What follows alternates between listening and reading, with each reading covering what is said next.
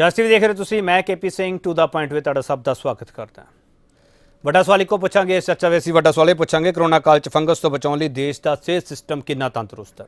ਇਸੇ ਸਵਾਲ ਤੇ ਅਸੀਂ ਚਰਚਾ ਕਰਾਂਗੇ। ਕੋਈ ਪੋਲੀਟੀਕਲ ਬਹਿਸ ਨਹੀਂ ਹੋਊਗੀ, ਸਿਰਫ ਚਰਚਾ ਹੋਵੇਗੀ। ਡਾਕਟਰ ਸਾਡੇ ਨਾਲ ਮੌਜੂਦ ਹੋਣਗੇ, ਉਹਨਾਂ ਤੋਂ ਅਸੀਂ ਸਾਰਾ ਕੁਝ ਸਮਝਣ ਦੀ ਕੋਸ਼ਿਸ਼ ਕਰਾਂਗੇ।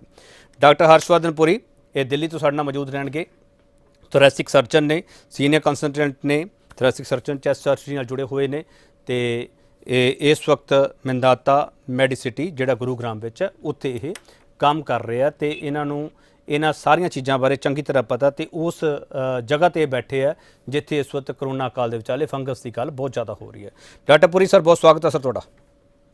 ਸਤਿ ਸ਼੍ਰੀ ਅਕਾਲ ਜੀ। ਨਮਸਕਾਰ ਸਾਡੇ ਸਾਰੇ ਦਰਸ਼ਕਾਂ ਨੂੰ ਮੇਰਾ ਸਤਿ ਸ਼੍ਰੀ ਅਕਾਲ। ਨਮਸਕਾਰ ਜੀ, ਸਤਿ ਸ਼੍ਰੀ ਅਕਾਲ ਜੀ। ਡਾਕਟਰ ਹਰਪੁਰੀ ਸਰ, ਇਹ ਕਰੋਨਾ ਵਾਂਗੂ ਲਾਗ ਵਾਲੀ ਬਿਮਾਰੀ ਹੈ ਜਾਂ ਜਿਹਦੀ ਇਮਿਊਨਿਟੀ ਕਮਜ਼ੋਰ ਹੈ ਉਨ ਤੇ ਅਟੈਕ ਕਰਦੀ ਹੈ? ਸਰ ਇਹ ਥੋੜਾ ਸਮਝਾ ਦਿਓ ਡਾਕਟਰ ਪੁਰੀ। ਦੇਖੋ ਜੀ, ਮਿਊਕਰਮਾਈਕੋਸਿਸ ਜਾਂ ਬਲੈਕ ਫੰਗਸ ਕੋਈ ਨਵੀਂ ਬਿਮਾਰੀ ਨਹੀਂ ਹੈ। ਇਹ ਬਿਮਾਰੀ ਅਸੀਂ ਬੜੇ ਸਾਲਾਂ ਤੋਂ ਦੇਖਦੇ ਆ ਰਹੇ ਹਾਂ। ਇਹ ਉਹਨਾਂ ਵਿੱਚ ਮੇਨਲੀ ਹੁੰਦੀ ਹੈ ਜਿਨ੍ਹਾਂ ਦੀ ਇਮਿਊਨਿਟੀ ਥੋੜੀ ਲੋਅਰ ਸਾਈਡ ਤੇ ਹੁੰਦੀ ਹੈ, ਜਿਹੜੇ ਆਰਗਨ ਟ੍ਰਾਂਸਪਲਾਂਟ ਦੇ ਪੇਸ਼ੈਂਟ ਹੁੰਦੇ ਨੇ, ਕੀਮੋਥੈਰੇਪੀ ਤੇ ਹੁੰਦੇ ਨੇ। ਤਾਂ ਹੋਇਆ ਕਿ ਕਰੋਨਾ ਟਾਈਮ ਵਿੱਚ ਕੀ ਹੋਇਆ, ਕਰੋਨਾ ਕੀ ਕਰਦਾ ਹੈ, ਉਹ ਬਾਡੀ ਦੀ ਇਮਿਊਨਿਟੀ ਨੂੰ ਵੈਸੇ ਹੀ ਡਿਕਰੀਜ਼ ਕਰਦਾ ਹੈ। ਦੂਸਰੀ ਚੀਜ਼ ਕੀ ਹੋਈ ਜਿਹੜੀ ਬਹੁਤ ਪ੍ਰੋਬਲਮੈਟਿਕ ਹੋਈ, ਲੋਕਾਂ ਨੇ WhatsApp ਫਾਰਵਰਡਸ ਤੇ ਦੇਖ ਕੇ ਕਿਸੇ ਨੂੰ ਅਗਰ ਕਿਸੇ ਡਾਕਟਰ ਨੇ ਕਿਸੇ ਇੱਕ ਬੰਦੇ ਨੂੰ ਇੱਕ ਦਵਾਈ ਦਿੱਤੀ, ਜਿਸ ਤਰ੍ਹਾਂ ਸਪੋਜ਼ ਕਰੋ ਉਹਨਾਂ ਨੇ 16 ਮਿਲੀਗ੍ਰਾਮ ਸਟੀਰੋਇਡ ਕਿਸੇ ਬੰਦੇ ਨੂੰ ਦਿੱਤੇ based on the severity of the disease ਉਸ ਬੰਦੇ ਦੀ, ਤੇ ਲੋਕਾਂ ਨੇ WhatsApp ਫਾਰਵਰਡ ਤੇ ਉਹ ਦਵਾਈਆਂ ਮੰਗਾ ਕੇ ਤੇ ਉਹ ਖਾਣਾ ਸ਼ੁਰੂ ਕੀਤੀਆਂ।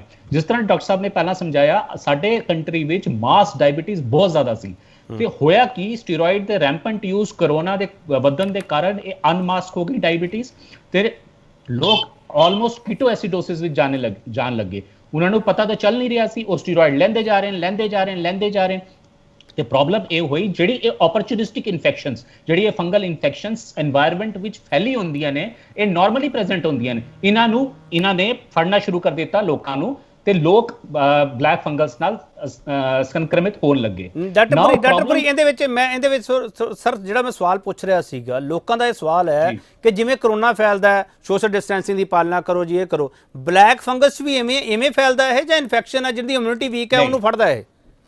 ਸਿਰਫ ਜਿਹੜਾ ਦੀ ਇਮਿਊਨਿਟੀ ਵੀਕ ਹੈ, ਜਿਨ੍ਹਾਂ ਨੂੰ ਸਟੀਰੋਇਡਸ ਦਾ ਰੈਂਪੈਂਟ ਯੂਜ਼ ਹੋਇਆ ਹੈ, ਜਿਨ੍ਹਾਂ ਨੇ ਘਰ ਵਿੱਚ ਆਕਸੀਜਨ ਲਈ ਹੈ ਪਰ ਆਪਣੇ ਹਿਊਮਿਡੀਫਾਇਰ ਨੂੰ ਸਾਫ਼ ਨਹੀਂ ਰੱਖਿਆ, ਉਹਨਾਂ ਦਾ ਡਿਸਟਲ ਵਾਟਰ ਚੇਂਜ ਨਹੀਂ ਕੀਤਾ, ਜਿਹੜਾ ਲੋਕਾਂ ਨੂੰ ਦੱਸਿਆ ਨਹੀਂ ਗਿਆ ਜਾਂ ਲੋਕਾਂ ਨੂੰ ਪਤਾ ਨਹੀਂ ਸੀ, ਉਹਨਾਂ ਨੂੰ ਇਹ ਇਨਫੈਕਸ਼ਨ ਜ਼ਿਆਦਾ ਹੋ ਰਹੀ ਹੈ। ਇੱਕ ਚੀਜ਼ ਮੈਂ ਤੁਹਾਡੇ ਚੈਨਲ ਦੇ ਮਾਧਿਅਮ ਨਾਲ ਦੱਸਣਾ ਚਾਹਾਂਗਾ, ਇਹ ਇਸ ਤਰ੍ਹਾਂ ਦੀ ਬਿਮਾਰੀ ਨਹੀਂ ਹੈ ਕਿ ਘਰ ਬੈਠੇ ਬੰਦੇ ਨੂੰ ਹੋਣ ਲੱਗੇਗੀ। ਇਹ ਮੋਸਟਲੀ ਆਈਸੀਯੂ ਸੈਟਿੰਗ ਵਿੱਚ ਹੁੰਦੀ ਹੈ। ਆਈਸੀਯੂ ਦਾ ਪੇਸ਼ੈਂਟ ਜਿਹੜਾ ਲੌਂਗ ਟਰਮ ਸਟੀਰੋਇਡ ਤੇ ਹੁੰਦਾ ਹੈ ਜਾਂ ਲੌਂਗ ਟਰਮ ਇਮਿਊਨੋਸਪਰੈਸਿਵ ਥੈਰੇਪੀ ਤੇ ਹੁੰਦਾ ਹੈ, ਉਹਨੂੰ ਜ਼ਿਆਦਾ ਹੁੰਦੀ ਹੈ।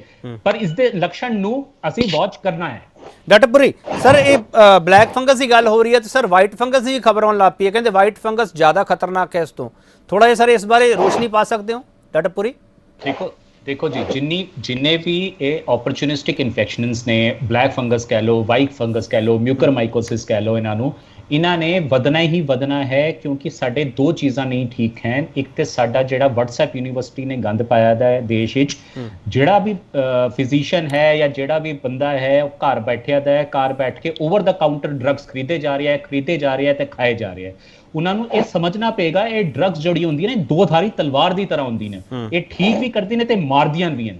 ਠੀਕ ਹੈ। ਤੇ ਦੂਜੀ ਗੱਲ ਜਿਹੜੀ ਤੁਸੀਂ ਪਹਿਲਾਂ ਪੁੱਛੀ ਸੀ ਡਾਕਟਰ ਸਾਹਿਬ ਨੂੰ ਕਿ ਸਾਡਾ ਸਿਸਟਮ ਹੁਣ ਅਸੀਂ ਮਹਾਮਾਰੀ ਵਿੱਚ ਹੈ, ਇਹ ਮਹਾਮਾਰੀ ਜੁਲਾਈ ਐਂਡਿੰਗ ਤੱਕ ਖਤਮ ਹੋਏਗੀ। ਸਾਨੂੰ ਸੋਚਣਾ ਪਏਗਾ ਕਿ ਅਸੀਂ ਕੀ ਪਾਇਆ ਕੀ ਖੋਇਆ।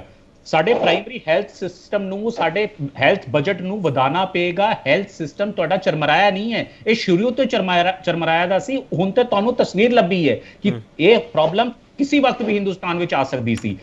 ਨਾਓ it is time to increase your health infrastructure, to strengthen it. ਅਗਰ ਤੁਸੀਂ ਸਟਰੈਂਥਨ ਨਹੀਂ ਕਰੋਗੇ, ਇਸ ਤਰ੍ਹਾਂ ਦੀ ਮਹਾਮਾਰੀਆਂ ਬਾਰ-ਬਾਰ ਆਉਣਗੀਆਂ। ਨਾ ਗੱਲ ਆਈ ਬਲੈਕ ਫੰਗਸ ਦੀ। ਬਲੈਕ ਫੰਗਸ ਕੋਈ ਸਿੰਪਲ ਚੀਜ਼ ਨਹੀਂ। ਤੁਸੀਂ ਪ੍ਰਾਇਮਰੀ ਹੈਲਥ ਸੈਂਟਰ ਵਿੱਚ ਬਲੈਕ ਫੰਗਸ ਦਾ ਟ੍ਰੀਟਮੈਂਟ ਨਹੀਂ ਕਰ ਸਕਦੇ। ਇਸ ਵਿੱਚ ਸਪੈਸ਼ਲਾਈਜ਼ਡ ਡਰੱਗਸ ਲੱਗਦੀਆਂ ਨੇ ਤੇ ਮੋਸਟਲੀ ਪੇਸ਼ੈਂਟ 50% ਦਾ ਪੇਸ਼ੈਂਟ ਜੋ ਹੈ ਉਹਨਾਂ ਨੂੰ ਆਪਰੇਟ ਕਰਨਾ ਪੈਂਦਾ ਹੈ, ਜਿਨ੍ਹਾਂ ਨੂੰ ਸਰਜਰੀਜ਼ ਜੋ ਹੁੰਦੀ ਹੈ ਉਹ ਬੜੀ ਮੋਰਬਿਡ ਸਰਜਰੀ ਹੈ। ਅੱਖ ਕੱਢਣੀ ਪੈ ਸਕਦੀ ਹੈ, ਤੁਹਾਡੇ ਸਾਈਨਸਿਸ ਕਲੀਅਰ ਕਰਨੇ ਪੈ ਸਕਦੇ ਨੇ। ਅਗਰ ਫੇਫੜੇ ਵਿੱਚ ਚਲੀ ਜਾਏ ਤੇ ਫੇਫੜੇ ਦੀ ਸਪੈਸ਼ਲਾਈਜ਼ਡ ਸਰਜਰੀ ਕਰਨੀ ਪੈਂਦੀ ਹੈ। ਸਾਨੂੰ ਸਮਝਣਾ ਪਏਗਾ ਅਸੀਂ ਤਿਆਰ ਨਹੀਂ ਹਾਂ ਇਨ ਪ੍ਰੋਬਲਮਸ ਨੂੰ ਟੈਕਲ ਕਰਨ ਵਾਸਤੇ। ਪ੍ਰਾਇਮਰੀ ਹੈਲਥ ਨੂੰ ਸੁਧਾਰਨਾ ਹੀ ਪਏਗਾ ਤੇ ਸੈਕੰਡਰੀ ਟੈਰਸ਼ਰੀ ਹੈਲਥ ਸਿਸਟਮ ਨੂੰ ਕ੍ਰੀਏਟ ਕਰਨਾ ਪਏਗਾ ਇੰਡੀਆ 'ਚ। ਸਰ ਇਹ ਵਾਈਟ ਫੰਗਸ ਫੇਫੜਿਆਂ ਤੇ ਜ਼ਿਆਦਾ ਅਸਰ ਕਰਦਾ? ਬਿਲਕੁਲ ਜੀ, ਬਿਲਕੁਲ ਜਿੰਨੇ ਵੀ ਫੰਗਲ ਇਨਫੈਕਸ਼ਨਸ ਨੇ ਇਹ ਫੈਲਣਾ ਸ਼ੁਰੂ ਹੁੰਦੇ ਨੇ ਤੁਹਾਡੇ ਪੈਰਾਨੇਜ਼ਲ ਸਾਈਨਸਿਸ ਤੋਂ ਤੇ ਅੱਖ ਦੀ ਤਰਫ ਜਾਂਦੇ ਨੇ, ਬ੍ਰੇਨ ਦੀ ਤਰਫ ਜਾਂਦੇ ਨੇ, ਜਾਂ ਫਿਰ ਸਾਹ ਦੀ ਨਲੀ ਤੋਂ ਹੁੰਦੇ ਹੋਏ ਲੰਗਸ ਦੀ ਤਰਫ ਜਾਂਦੇ ਨੇ। ਸਰ ਇਹ ਕਰੋਨਾ ਤੋਂ ਜ਼ਿਆਦਾ ਖਤਰਨਾਕ ਹੈ ਬਲੈਕ ਫੰਗਸ, ਵਾਈਟ ਫੰਗਸ? ਬਿਲਕੁਲ ਜੀ, ਕਿਉਂਕਿ ਕਰੋਨਾ ਵਿੱਚ ਤੁਸੀਂ ਦੇਖੋ ਅਗਰ 100 ਬੰਦੇ ਕਰੋਨਾ ਦੇ ਸੰਕਰਮਿਤ ਹੋਣਗੇ, 95 ਬੰਦੇ ਜਿਹੜੇ ਨੇ ਨਾਰਮਲ, ਆਪਣੇ ਬਿਲਕੁਲ ਨਾਰਮਲ ਹੋ ਜਾਣਗੇ। ਅਗਰ ਇਹ ਫੰਗਲ ਇਨਫੈਕਸ਼ਨਸ ਕਿਸੇ ਨੂੰ ਹੁੰਦੀ, ਇਹਨਾਂ ਦੀ ਮਾਰਕ ਸ਼ਮਤਾ 70% ਤੱਕ ਹੁੰਦੀ ਹੈ। ਡਾਕਟਰ ਪੁਰੀ ਸਰ ਤੁਸੀਂ ਵੀ ਕੋਵਿਡ ਨਾਲ 2-4 ਹੋ ਚੁੱਕੇ ਹੋ, ਤੁਹਾਡਾ ਐਕਸਪੀਰੀਅੰਸ ਕੀ ਹੈ ਜੇ ਘੱਟ ਸਮੇਂ ਵਿੱਚ ਦੱਸ ਸਕੋ ਸਾਡੇ ਦਰਸ਼ਕਾਂ ਨੂੰ? ਦੇਖੋ ਜੀ, ਮੈਂ ਸਿੱਧੀ ਗੱਲ ਕਰਨਾ, 95% ਜਿਹੜੇ ਪੇਸ਼ੈਂਟ ਨੇ ਉਹ ਹੋਮ ਆਈਸੋਲੇਸ਼ਨ ਨਾਲ ਬਿਲਕੁਲ ਠੀਕ ਹੋ ਸਕਦੇ ਨੇ। ਹੋਮ ਆਈਸੋਲੇਸ਼ਨ ਦਾ ਮਤਲਬ ਸੈਲਫ ਮੈਡੀਕੇਸ਼ਨ ਨਹੀਂ ਹੈ। ਤੁਹਾਨੂੰ ਕੁਝ ਨਹੀਂ ਕਰਨਾ, ਪੈਰਾਸੀਟਾਮੋਲ ਦੀ ਗੋਲੀ ਆਪਣੇ ਕੋਲ ਰੱਖਣੀ ਹੈ, 4 ਵਾਰ ਤੁਸੀਂ ਆਪਣੀ ਸੈਚੂਰੇਸ਼ਨ ਮੇਜਰ ਕਰਨੀ ਹੈ ਆਕਸੀਮੀਟਰ ਤੋਂ, 4 ਵਾਰ ਤੁਸੀਂ ਆਪਣਾ ਟੈਂਪਰੇਚਰ ਮੇਜਰ ਕਰਨਾ ਹੈ। ਅਗਰ ਟੈਂਪਰੇਚਰ ਤੁਹਾਡਾ 99 ਤੇ ਉੱਪਰ ਹੈ, ਤੁਹਾਨੂੰ ਕਰੋਸਿਨ ਦੀ ਗੋਲੀ ਦਿਨ ਵਿੱਚ 3 ਤੋਂ 4 ਵਾਰ ਖਾਣੀ ਹੈ।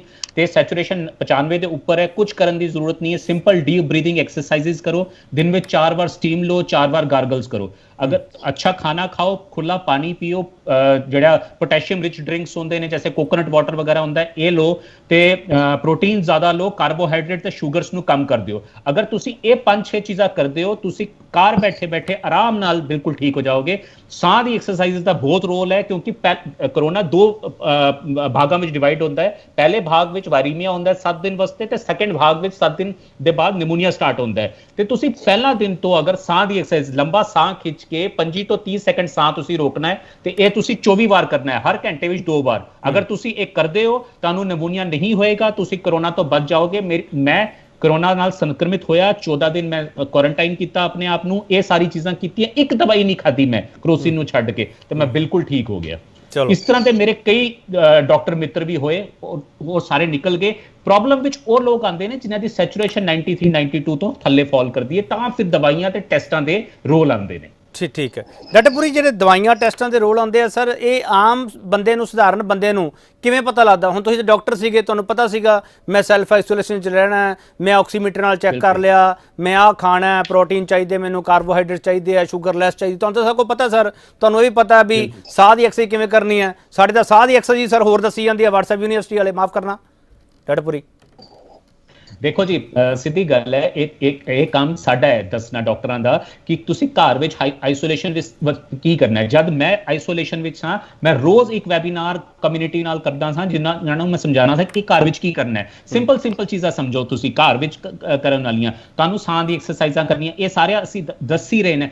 ਪ੍ਰੋਬਲਮ ਕਿੱਥੇ ਸਟਾਰਟ ਹੁੰਦੀ ਹੈ? ਜਦ ਤੁਸੀਂ ਆਪਣੀ ਆਕਸੀਜਨ ਸੈਚੂਰੇਸ਼ਨ ਲੈਵਲ ਮੋਨੀਟਰ ਨਹੀਂ ਕਰਦੇ।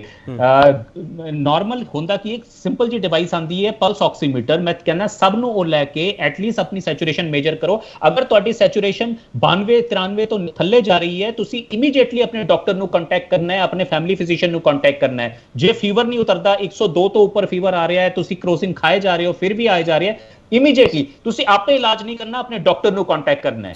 ਠੀਕ ਡਾਕਟਰ ਪੁਰੀ ਸਰ, ਉਹ ਖੁਸ਼ੀ ਦਾ ਮੌਕਾ ਕਦੋਂ ਆਊਗਾ ਸਰ, ਜਦੋਂ ਮੈਂ ਤੁਹਾਡੇ ਨਾਲ ਹੱਥ ਵੀ ਮਿਲਾ ਸਕਾਂ, ਤੁਹਾਡੇ ਨਾਲ ਗਲਵੱਕੜੀ ਵੀ ਪਾ ਸਕਾਂ, ਤੇ 2-4 ਗੱਲਾਂ ਕੋਲੇ ਬਹਿ ਕੇ ਵੀ ਕਰ ਸਕਾਂ ਸਰ? ਮੈਂ ਤਾਂ ਹੁਣ ਦੂਰੋਂ ਗੱਲਾਂ ਕਰਦਾ, ਮੈਂ ਚਾਹੁੰਦਾ ਤੁਸੀਂ ਲੋਕ ਸਟੂਡੀਓ 'ਚ ਆ ਕੇ ਮੇਰੇ ਨਾਲ ਗੱਲਬਾਤ ਕਰੋ, ਪਰ ਰਿਸਟ੍ਰਿਕਸ਼ਨਸ ਇੰਨੀਆਂ ਕੁ ਹੈ ਕਿ ਮਾਸਕ ਪਾਏ ਬਿਨਾਂ ਗੱਲ ਨਹੀਂ ਕਰ ਸਕਦੇ, ਇੱਕ ਦੂਜੇ ਦਾ ਚਿਹਰਾ ਦੇਖਣਾ ਤਾਂ ਬਹੁਤ ਦੂਰ ਹੋ ਗਿਆ ਸਰ। ਇਹ ਸਰ, ਇਹ ਜਿਹੜਾ ਵਰਚੁਅਲ ਮੀਡੀਆ ਇਹ ਵੀ ਸਾਨੂੰ ਪਰੇਸ਼ਾਨ ਕਰ ਰਿਹਾ, ਵਰਚੁਅਲ ਲਾਈਫ ਵੀ ਸਾਨੂੰ ਪਰੇਸ਼ਾਨ ਕਰਦੀ ਪਈ ਹੈ। ਡਾਕਟਰ ਪੁਰੀ ਦੇਖੋ ਜੀ, ਲਾਸਟ ਤੇ ਜਾਂਦੇ 2 ਚੀਜ਼ਾਂ ਮੈਂ ਜ਼ਰੂਰ ਦੱਸਾਂਗਾ। ਇੱਕ ਤਾਂ ਅਸੀਂ ਸੈਕੰਡ ਵੇਵ ਦੇ ਮਿਡ ਵਿੱਚ ਹਾਂ, ਮੋਸਟ ਪ੍ਰੋਬਬਲੀ ਅਗਲੇ 2 ਮਹੀਨੇ 'ਚ ਸੈਕੰਡ ਵੇਵ ਖਤਮ ਹੋ ਜਾਏਗੀ, ਤੇ ਥਰਡ ਵੇਵ ਦੇ ਆਉਣ ਦੀ ਪੂਰੀ ਆਸ਼ੰਕਾ ਹੈ। ਇਹ ਸਪੈਨਿਸ਼ ਫਲੂ ਵਿੱਚ ਵੀ ਹੋਇਆ ਸੀ, ਹੁਣ ਵੀ ਹੋਏਗਾ। ਸੋ ਸਾਨੂੰ 2 ਗੱਲਾਂ ਯਾਦ ਰੱਖਣੀਆਂ ਨੇ ਅਗਰ ਸਾਨੂੰ ਬਚਣਾ ਇਸ ਤੋਂ। ਪਹਿਲਾ ਚੀਜ਼, ਵੈਕਸੀਨ ਜ਼ਰੂਰ ਲਾਣੀ ਹੈ, ਵੈਕਸੀਨ ਜ਼ਰੂਰ ਲਾਣੀ ਹੈ, ਵੈਕਸੀਨ ਹੀ ਸਾਨੂੰ ਕੱਢੇਗੀ। ਦੂਸਰੀ ਗੱਲ ਹੈ, ਕੋਵਿਡ ਐਪਰੋਪਰੀਏਟ ਬਿਹੇਵੀਅਰ 2021 ਵਿੱਚ ਤੇ ਬਿਲਕੁਲ ਨਹੀਂ ਜਾਏਗਾ। ਤੁਸੀਂ ਮਾਸਕ ਪਾ ਕੇ ਰੱਖਣਾ ਹੈ, ਡਬਲ ਮਾਸਕ ਪਾਣਾ ਹੈ, ਮਾਸਕ ਨੱਕ ਦੇ ਉੱਪਰ ਰੱਖਣਾ ਹੈ, 2 ਫੀਟ ਦੀ ਡਿਸਟੈਂਸ ਰੱਖਣੀ ਹੈ, ਤੇ ਹੱਥ ਧੋਂਦੇ ਰਹਿਣਾ ਹੈ, ਤੇ ਗੈਦਰਿੰਗਸ ਅਵੋਇਡ ਕਰਨੀਆਂ ਨੇ। ਇੱਕ ਸਮਾਂ ਆਏਗਾ ਅਸੀਂ ਵਾਪਸ ਮਿਲਾਂਗੇ, ਇੱਕ ਦੂਸਰੇ ਨੂੰ ਹੱਗ ਵੀ ਕਰਾਂਗੇ ਤੇ ਹੱਥ ਵੀ ਮਿਲਾਵਾਂਗੇ, ਲੇਕਿਨ ਹੁਣੇ ਸਮਾਂ ਇਸ ਚੀਜ਼ ਦਾ ਹੈ ਕਿ ਅਸੀਂ ਇਸ ਮਹਾਮਾਰੀ ਤੋਂ, ਬਿਮਾਰੀ ਤੋਂ ਨਿਕਲੀਏ ਤੇ ਥੋੜਾ ਸਕਸੈਸਫੁਲ ਹੋਈਏ। 2 ਚੀਜ਼ਾਂ, ਕੋਵਿਡ ਐਪਰੋਪਰੀਏਟ ਬਿਹੇਵੀਅਰ, ਕੋਵਿਡ ਸੰਯਮ ਤੇ ਵੈਕਸੀਨ, ਇਨ ਦੋਨਾਂ ਚੀਜ਼ਾਂ ਦਾ ਪਲੀਜ਼ ਧਿਆਨ ਰੱਖੋ। ਇਹ ਇੱਕ ਸਰ ਹੋਰ ਮੇਰਾ ਸਵਾਲ ਹੈ ਡਾਕਟਰ ਪੁਰੀ, ਪਤਾ ਨਹੀਂ ਇਹ ਸਵਾਲ ਦਾ ਜਵਾਬ ਤੁਸੀਂ ਦੇਣਾ ਚਾਹੋਗੇ ਕਿ ਨਹੀਂ ਸਰ। ਸਾਨੂੰ ਇਹ ਵੱਡੇ ਐਲਾਨ ਜਾ ਕੇ ਕਿਤੇ ਵੀ ਨਹੀਂ ਕਰਨੇ ਚਾਹੀਦੇ। ਚਾਹੇ ਉਹ ਅਸੀਂ ਕਿਸੇ ਵਿਦੇਸ਼ ਵਿੱਚ ਬੈਠੇ ਹੋਈਏ ਚਾਹੇ ਦੇਸ਼ ਵਿੱਚ ਬੈਠੇ ਹੋਈਏ, ਕਿ ਅਸੀਂ ਵਿਸ਼ਵ ਗੁਰੂ ਬਣ ਗਏ, ਅਸੀਂ ਜਿੱਤ ਗਏ ਹਾਂ, ਜੋ ਤੀਕਰ ਅਸੀਂ ਇਹਦੇ ਬਾਰੇ ਕਨਫਰਮ ਨਾ ਹੋ ਜਾਈਏ। ਡਾਕਟਰ ਪੁਰੀ, ਅਗਰ ਅਸੀਂ ਵਿਸ਼ਵ ਗੁਰੂ ਬਣਨਾ ਹੈ ਤਾਂ ਸਾਨੂੰ ਫਿਰ ਵਿਸ਼ਵ ਗੁਰੂ ਦਾ ਕਰਕੇ ਵੀ ਦਿਖਾਣਾ ਪਏਗਾ। ਸਾਡਾ ਸਿਸਟਮ ਜਿਹੜਾ ਹੈ ਹੁਣੇ ਗੇਅਰਡ ਅਪ ਨਹੀਂ ਹੈ ਵਿਸ਼ਵ ਗੁਰੂ ਬਣਨੇ ਦਾ। ਇਹ ਨਹੀਂ ਮੈਂ ਕਹਿੰਦਾ ਕਿ ਅਸੀਂ ਬਣ ਨਹੀਂ ਸਕਦੇ, ਪਰ ਫਿਰ ਨੀਅਤ ਹੋਣੀ ਚਾਹੀਦੀ ਤੇ ਸਾਰੀ ਪਾਰਟੀਆਂ ਨੂੰ, ਸਾਰੇ ਪੋਲੀਟੀਸ਼ੀਅਨਸ ਨੂੰ, ਡਾਕਟਰਸ ਨੂੰ ਮਿਲ ਕੇ ਕੰਮ ਕਰਨਾ ਪਏਗਾ ਤੇ ਹੈਲਥ ਸਟਰਕਚਰ ਨੂੰ ਸਭ ਤੋਂ ਪਹਿਲੀ ਸ਼੍ਰੇਣੀ ਵਿੱਚ ਰੱਖਣਾ ਪਏਗਾ, 10ਵੀਂ 20ਵੀਂ ਸ਼੍ਰੇਣੀ ਵਿੱਚ ਨਹੀਂ। ਡਾਕਟਰ ਪੁਰੀ ਸਿੱਧੇ ਸ਼ਬਦਾਂ ਵਿੱਚ ਕਹਿ ਦਿਓ ਨਾ ਕਿ ਡਾਕਟਰ ਨੂੰ ਗੁਰੂ ਮੰਨਣਾ ਪਊਗਾ ਤਾਂ ਹੀ ਵਿਸ਼ਵ ਗੁਰੂ ਬਣ ਸਕਦੇ ਹਾਂ।